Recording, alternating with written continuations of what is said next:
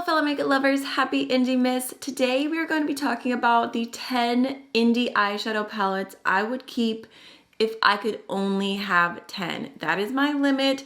These are the 10 I'm gonna own. I can't have any others. That is the preface of this video, and yes, it is extremely hard, but also I feel like it's a great way to share with y'all the tip-top best of the best indie eyeshadow palettes, in my opinion. The ones that I am so ride or die for that I would choose them over everything else. And I actually have done this video twice in the past, so it's pretty fun to see how my opinions change over time and what my top palettes were then and what they are now. So I will make sure to link them, the old ones, in the cards in case you want to check those out. But since then, my style has changed, new brands have come out, new palettes have emerged, and actually, my last list, only 2 of those are in this list.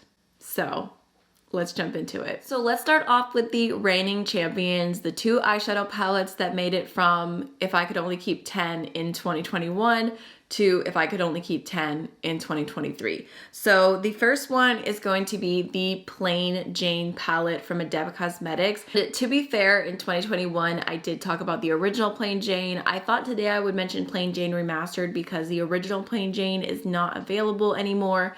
Plain Jane Remastered it's basically the same thing, but just slightly different. I have a whole video comparing the OG and the remastered, but I had to include this because I feel like this is the most beautiful collection of like shimmery topper shadows. There's so many duochromes in here. I love this palette, and unfortunately it is getting discontinued, which makes me really sad. So if you've been interested in this and you haven't picked it up, now's the time because it's not going to be around for that much longer. But I feel like my favorite shades in here would probably be ACI 6.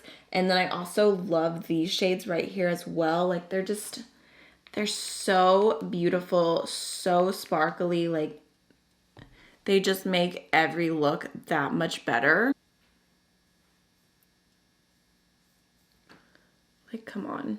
I have to have the Plain Jane in my collection in one way or another. So if I could only keep 10 palettes, this would be one of them. So the other palette that made it from my 2021 favorites to my 2023 favorites is the Tiny Marvels palette from Sydney Grace and Mel Thompson.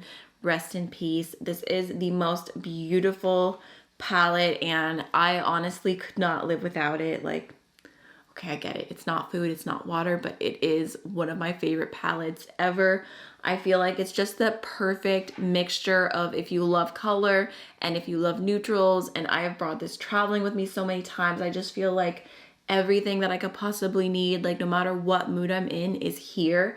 The shade Fire Butts continues to be like one of my favorite olivey green silvery shimmers ever. It's just so intense. Like every time I put this on my eyes, it makes me genuinely so happy.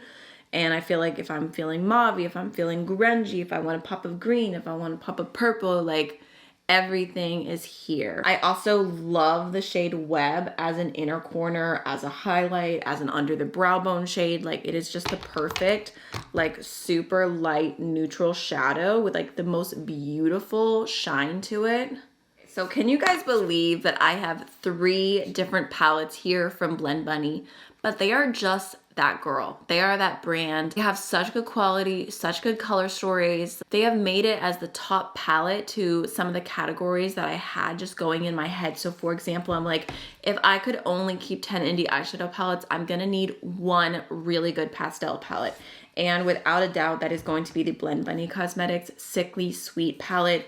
Like this is just so good. Like the most vibrant while still being pastels that I own. The more that I use it, the more obsessed I am. And I'm just like, if you need a pastel palette, if you're looking to own just one, then this is the one. And when I compare this to other pastels in my collection that I have loved, they literally look gray. I don't know the magic that was used for this, but I 100% recommend it, and I will always have it in my collection if I can. And it's funny because it's not even like I have like favorite shades out of this palette.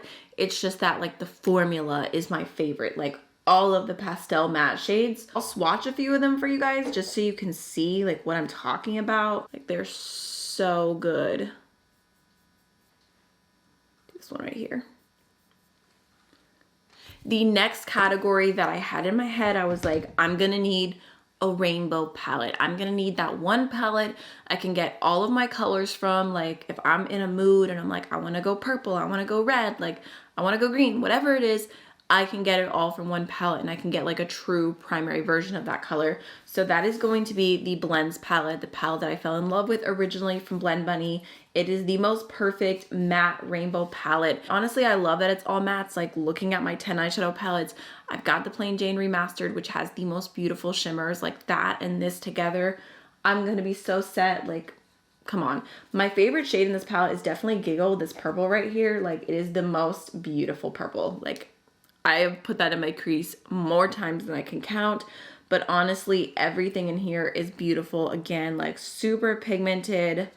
Just like look, like I know I'm doing two reds together, but they just look so stunning. Oh, I have shimmers on my hands. I don't know where that came from. Again, I just love Blend Bunny's mattes so much. That's kind of a weird combo of colors, but this is the rainbow palette that I would keep. So the last one is actually my favorite Blend Bunny palette. When I did my ranking, this one came in first place, and that is the All Done Up palette, which I actually feel like is a very underrated palette for Blend Bunny. I don't hear people talk about this one as much, but it is such a perfect, like grungy, more like neutral-esque color story, and I felt like this one was really important for me to have in my collection of 10 indie eyeshadow palettes, because I have everything I need. I love the formula in here. These are my favorite shimmers from Blend Bunny. Like all the neutrals are gorgeous. And then I also have this row here of just pure straight up gray tones, which I love, and I'm gonna need those. I'm gonna need that smoky goodness in my life. So this just felt like a necessity. And again, like I can swatch it for you. Like we've got a really beautiful silver. I don't know if it's my favorite silver to ever exist, but it's a pretty good one. And like I felt like, I don't know, I was trying to do the best I could with 10 eyeshadow palettes. I feel like some people would hear 10 palettes and think like that's so many palettes, but I hear that and it seems so minimalistic. So here's some swatches from All Done Up, just to give you guys a little taste. That's actually kind of fun, that color story right there. You guys, you know what I just realized? And I'm like low-key kind of embarrassed, but it has a perfectly plausible explanation. I was sent almost every single one of these palettes in PR. The only one I wasn't was the original Blends palette. I did purchase that one myself. And it's like, of course, like I'd love to have more of a balance of things that I bought and things that were sent to me. But I feel like I've been doing this for so long that I have brand relationships with my favorite indie brands. Like they send me PR because I've been talking about them and using their products for literally the longest time. So it like makes sense, but at the same time I feel a little weird about it. But at the same time, if they weren't sending it to me in PR, I would have bought it myself. It's just that I like didn't even have the chance to. Okay, so next let's talk about a palette that I have a little bit of bias here, but this is sentimental. Like if I could only have 10 palettes, yes, it's a little bit smaller and maybe not as versatile as like some of my really big palettes, but I just had to include my Odins Eye Makeup Just for Fun Flora Story palette, because Makeup Just for Fun is my close personal in real life friend. She is literally a gem of a human. I am so honored for her to be one of my best friends. So I feel like I just have to have this palette in my collection, because every time I use it, I feel so proud. I feel so happy for her, and it is the most beautiful color story of purples and greens. And again, like I feel like we have the same vibe of like we love neutrals, but we also love color, and we love that in between. And you can definitely see that in this palette. A lot of times I take shroom through my crease and then I put Dawn all over my lid and I call it a day, and it is the most simple look. But everything in here is so beautiful. You've got Best Budge, which is the cutest green shade. And then I'll swatch shroom for you, because even though like that's like a soft neutral shade, that's probably the one that I use the most out of this palette. We've got Sage, which is such a stunning green. And then, oh my God, okay, I'm kind of overwhelmed, but let's do Misty as well. Like I need this palette in my life, end of story. Like look at that. That right there. So let's talk about another collab that I had to include. This is the Heather Austin and Adept Cosmetics palette, and I love this baby with all my heart. To me, it is the most beautiful fall color story, and I was in between including this or including Sumerian Sunset because that's their newer fall palette, and it is also stunning. But I was staring at both of them and I'm like, I'm sorry, I'm so sorry, but Heather Austin, like, this palette is perfection. Like, this wins 100%. I love that the mattes that are in here are so different, but they all like just go together so well, and I feel like there's so many versatile looks you can do here. I love this shade Passport right here so much. It's like the most stunning purple base with like this really intense blue shift. And then, oh my gosh, I love So Excited. I love 0603 because I feel like they're both like grungy, like neutral shades. And then let's also do, oh, I love Mythology. Such a good grungy yellow. Like, come on. So beautiful.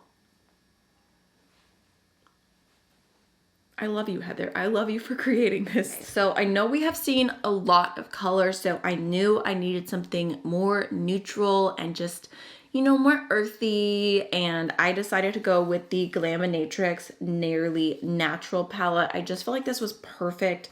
It's like the most stunning, neutral, bridal, like glam palette, and I just feel like if I only had 10, I would definitely need something like this in my collection to, like, you know, just those days when you want to be a boring basic girl and go in with a brown and call it a day. I have those days, and this palette is perfect for that, but you can also go more fun. Like, you can go more berry, you can go more green, and just everything in here, perfection. Like, look at this green exposed. It's stunning.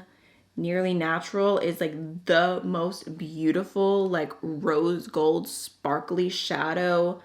We've got Unveiled here is a soft pink, and again, these are so sparkly. I actually had someone tell me that they thought these shadows were kind of more similar to Pat McGrath, and I can definitely see how they came to that conclusion, especially with this color story. You've got more like those like pinky nudes. Like, come on, so good, so pretty, like without a doubt, 1 of my 10. Okay, and then honestly, like, I don't know if I'm crazy, but I was looking at all those palettes and I was like, I feel like I need something more green, more grunge. So I decided to go with the Stone and Rock palette from Odins Eye, which is such a pretty grungy palette. You've got your olive green, you've got some pukey shades, you've got actually a little bit more cool tone neutrals as well. And again, all the shimmers in here are super, super stunning. Like, I just felt like I needed a little more of this in my life if I was gonna survive.